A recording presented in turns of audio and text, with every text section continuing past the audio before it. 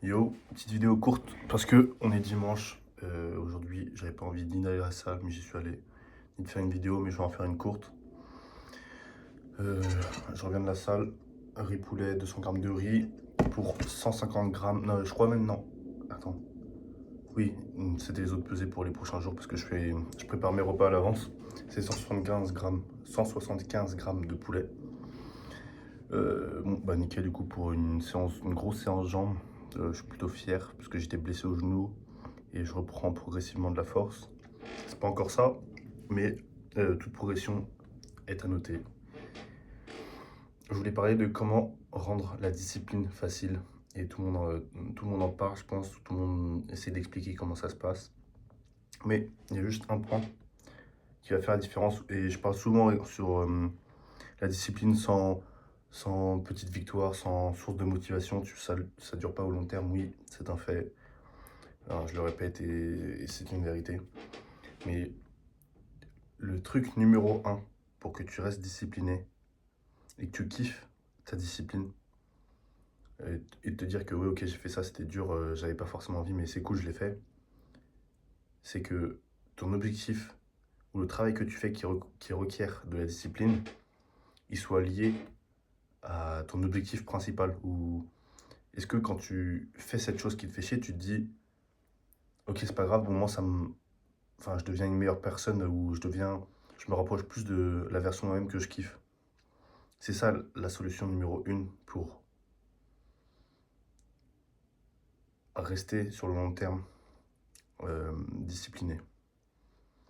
Pour ça que je peux me lever à 4 heures tous les jours, faire mes pompes tous les jours, faire ma nourriture tous les jours, mais pas tous les jours.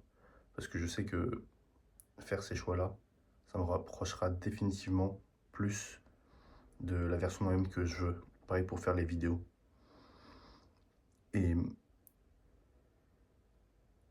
ça paraît évident pour certains, mais en fait, le problème, c'est, ouais, c'est évident, mais c'est quoi la version de toi-même que tu veux vraiment devenir?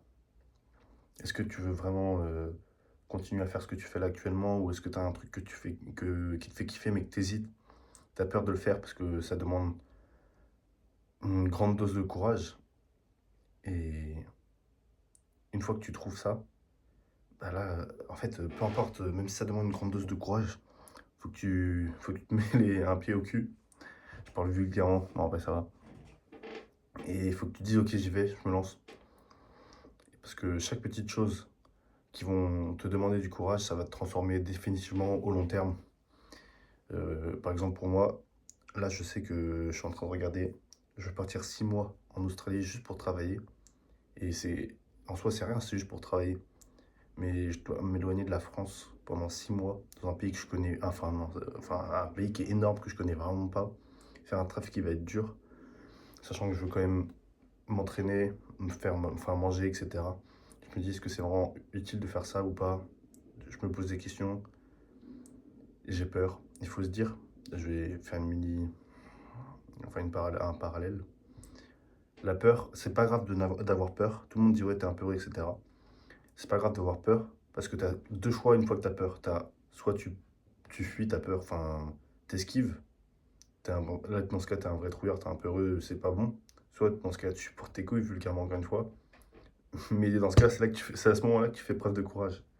Peu importe la peur que tu as, ça arrive à tout le monde, on a tous peur de quelque chose. C'est comment tu vas défier cette peur. Enfin, si tu défies cette peur, c'est que tu es courageux et que tu as réussi à faire ce qu'il fallait faire. Peu importe si tu l'es ou pas. Bon, sur ce, j'ai faim, je vais manger mon riz poulet. On se dit à demain.